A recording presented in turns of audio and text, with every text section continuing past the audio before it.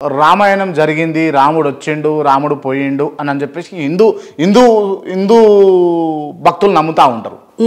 Right. ఇటు చూసుకుంటే ఈ ఇజ్రాయిల్లో దేవుడు పుట్టిండు, దేవుడు వచ్చిండు, మరియమ్మకు పుట్టిండు, యేసుక్రీస్తు పుట్టిండు అని చెప్పేసి క్రైస్తవులు నమ్ముతారు. వీళ్ళు మహమ్మద్ ప్రవక్త చెప్పేటటువంటి అంశాలన్నీ కూడా ముస్లిం సోదరులు నమ్ముతారు. అంటే ఇదంతా త్రాషా? 100% త్రాషే. 100% ఇవన్నీ నమ్మకాలే.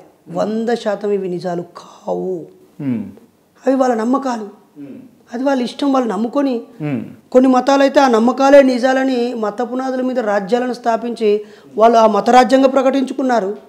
కొన్ని హిందూ దేశాలు హిందువే రాజ్యంగా ప్రకటించుకున్నారు, కొన్ని క్రైస్తవ దేశాలు క్రైస్తవ దేశంగా ప్రకటించుకున్నారు, కొన్ని ఇస్లామిక్ కంట్రీస్ ఇస్లామిక్ దేశంగా ప్రకటించుకున్నారు. భారతదేశంలో ఉన్న మెజారిటీ హిందూ ప్రజలు అరే మాది కూడా హిందూ దేశం రా, మాది హిందూ రాజ్యం కావాలని ఇక్కడున్న వాళ్ళు కూడా కోరుకుంటున్నారు. అంతేగాని మొత్తం సమాజం ఒక్కటేరా, ప్రపంచంలో ఉన్న అన్ని దేశాల్లోని అన్ని మనుషులని ఒకటే దేవుడు తయారు చేశాడు రా, మరి అంతా ఒకే మొత్తం రా, ఒకే దేవుడు రా అని ఎవడు అంటలేడు.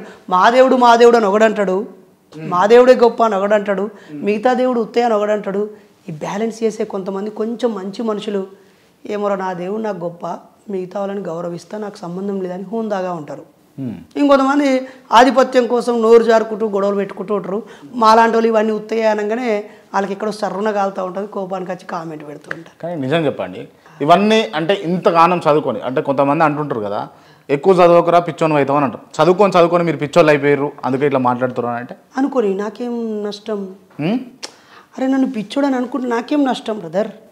నన్ను మంచోడని 100 సార్లు నువ్వు అనుకుంటే నాకేం నష్టం, నాకేం లాభం? అంటే సమాజంలో ఎవరికి విలువ ఉంటుంది? మంచోళ్ళకు ఉంటుందా, పిచ్చోళ్ళకు ఉంటుందా? నువ్వు నాతో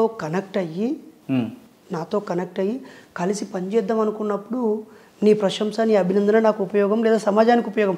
నీతో నాకు పరిచయం, మన బంధం, మన సంబంధం, మన స్నేహం మరికొంతమందికి ఉపయోగపడితేనే మన స్నేహానికి అర్థం ఉంటుంది తప్ప నువ్వు అక్కడ ఉండి మొరిగితే నాకు నష్టం లేదు, అక్కడ ఉండి నన్ను పొగిడితే నాకు నష్టం లేదు. ఏం ఎక్స్పెక్ట్ చేస్తారన్నా మీరు సమాజం నుంచి? అంటే ఎక్స్పెక్ట్ అంటే ఏంటి అర్థం?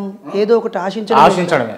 ఏం ఆశిస్తా? ఆశించలేకుంటే ఈ నల్ల చొక్కా వేసుకొని ఇక్కడ బ్యాడ్జ్ పెట్టుకొని బ్యాగ్ వేసుకొని సాదా రాష్ట్రమంతా తిరుగుతా ఉన్నారా? ఈ రాష్ట్రాలన్నీ తిరుగుతున్నారా? ఇప్పుడు నల్ల చొక్కా ఏమి ఆశించి వేసుకున్నావు అంటే ఆన్సర్ ఉంటుంది.